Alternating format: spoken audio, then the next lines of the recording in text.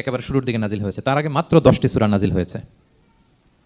তো নাজিল হতে হতে 10টা সূরা যখন নাজিল হলো, এরপর অনেক দিন রাসূল সাল্লাল্লাহু আলাইহি ওয়াসাল্লামের কাছে কোনো সূরা নাজিল হয় না। কয়দিন নাজিল হয় না? কোনো বর্ণনায় 15 দিন, কোনো বর্ণনায় 1 মাস, কোনো বর্ণনায় 2 মাস, কোনো বর্ণনায় 6 মাস। টানা 6 মাসের গ্যাপ ওহী নাজিল হয় না। আল্লাহর হাবিব সাল্লাল্লাহু আলাইহি ওয়াসাল্লাম তিনি ওহী মিস করতে শুরু করলেন, যে ঘটনা কি, কোরআন নাজিল হচ্ছে না কেন, হঠাৎ এত গ্যাপ কেন? ওনার মাথায় কয়েকটা জিনিস ঘুরপাক খেলো। একটা ঘুরপাক খেলো যে আমার কোনো কাজে আল্লাহ আবার অসন্তুষ্ট হলো নাকি, অথবা আমি কোরআনের আয়াত এই বাণীগুলো পৌঁছে দেওয়ার ক্ষেত্রে আমার কোনো গাফলতি হয়ে গেল নাকি, সামহাও কি আল্লাহর সাথে আমার কানেকশন এটা কি লুজ হয়ে যাচ্ছে, আমি কি কোনোভাবে আল্লাহ থেকে দূরে সরে পড়তেছি? রাসূল সাল্লাল্লাহু আলাইহি ওয়াসাল্লাম টেনশনে পড়ে গেলেন, চিন্তায় পড়ে গেলেন, কিরে ওহী আসে না কেন, আসে না কেন, আসে না কেন। এটা ছিল একটা দিক। আরেকটা দিক হচ্ছে আল্লাহর হাবিব সাল্লাল্লাহু আলাইহি ওয়াসাল্লামের কাছে কোরআনের আয়াত যাই নাজিল হতো উনি যে লোকদের কাছে প্রচার করে দিতেন।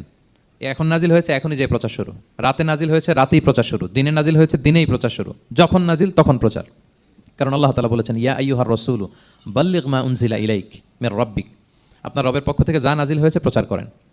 তো এই যে মাঝখান দিয়ে কয়েক মাস যার কোনো প্রচার টচার করে না, মুশরিকরা টিটকারি মারতে শুরু করলো, বলে কি মুহাম্মদ, তোমার আল্লাহ তোমার ভুলে গেছে বোধহয়, তোমার আল্লাহ বোধহয় তোমাকে আর পছন্দ করে না।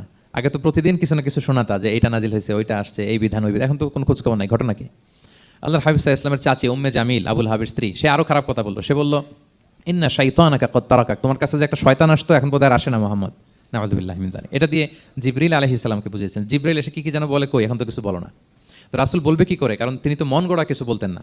আল্লাহর হাবিব সাল্লাল্লাহু আলাইহি ওয়াসাল্লাম মনে যা ইচ্ছা হয় মন গড়া কখনো কিছু বলেছেন? আওয়াজ করে বলেন, মন গড়া বলতেন তিনি? ওয়া মা ইয়ানতিকু আনিল হাওয়া ইন হুয়া ইল্লা ওয়াহয়ুন ইউহা। আল্লাহর ওহী আসলে সেটা শোনাতেন। তো ওহীও আসে না, উনি শোনাতেও পারে না, ওহীও নাই, উনি শোনাতেও পারেন। এই যে একটা কষ্টকর মুহূর্ত রাসূল সাল্লাল্লাহু আলাইহি ওয়াসাল্লামের, কিরে মাসের পর মাস চলে গেল ওহী আসতেছে না কেন, আমার কি কোনো ভুল হচ্ছে নাকি, আল্লাহকে আমাকে অপছন্দ করলেন? রাসূল সাল্লাল্লাহু আলাইহি ওয়াসাল্লাম যখন এরকম দুশ্চিন্তিত, পেরেশান, অ্যাংজাইটিতে পড়ে গেলেন, ভারাক্রান্ত, ঠিক তখন রাসূল সাল্লাল্লাহু আলাইহি ওয়াসাল্লামকে সান্ত্বনা দেওয়ার জন্য এই সূরাটা আল্লাহ নাজিল করেছেন। সান্ত্বনা দেওয়ার জন্য এই সূরাটা বেশ আশা জাগানিয়া সূরা, মোটিভেশনাল সূরা, ইন্সপিরেশনাল সূরা। আপনার মন খারাপ হলে আপনি এই সূরাটা পড়বেন।